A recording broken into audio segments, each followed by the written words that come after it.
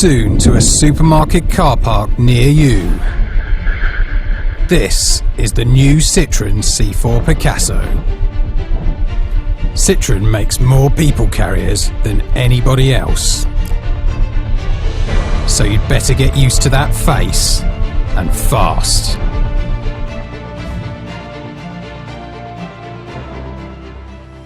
While the Citroen's latest rival, the Fiat 500L, turns the clock back with retro design, the C4 Picasso looks like the car of the future.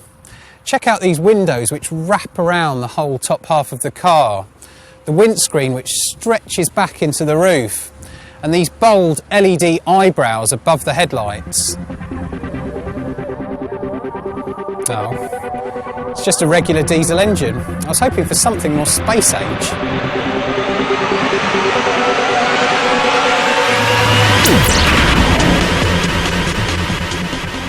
If you do need to cross several galaxies, it might take you a while in this EHDI diesel.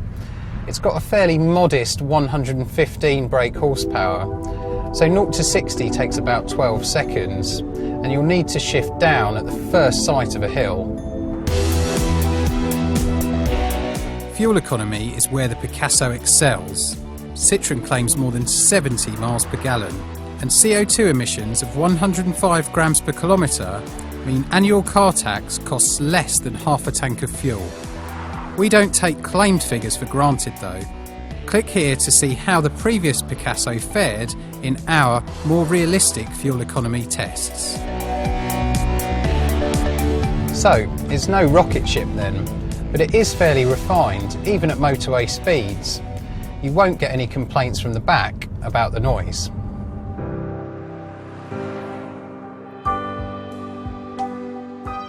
In fact, you won't get any complaints, full stop.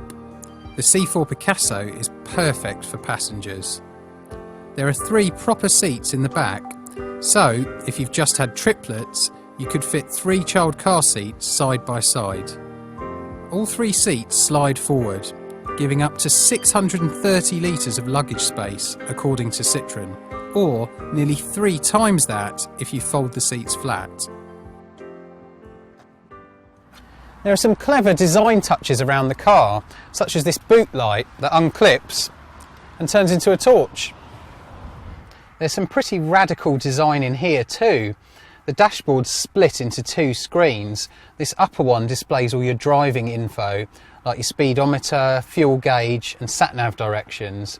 And you can even change the wallpaper, like on your PC at home. The lower touchscreen controls the stereo, nav, aircon, almost everything on the car in fact.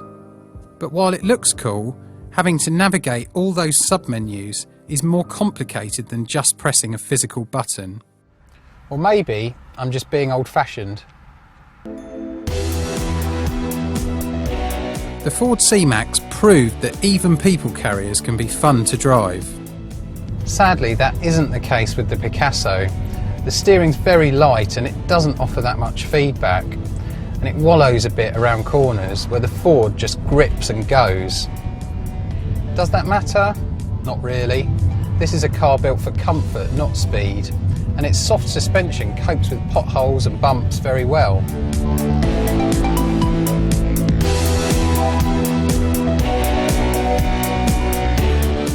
Citroen's 3-year 60,000 mile warranty doesn't look great compared to the 5 and even 7-year cover you get from some rivals.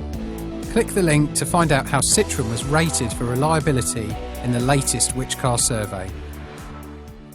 So, the C4 Picasso fits its brief very well. It's a good carrier of people. Okay, so it isn't as exciting to drive as it is to look at, but that won't be a deal breaker for most buyers. Plus, you could never call it boring, and in a sector full of bland boxes on wheels, that counts for a lot.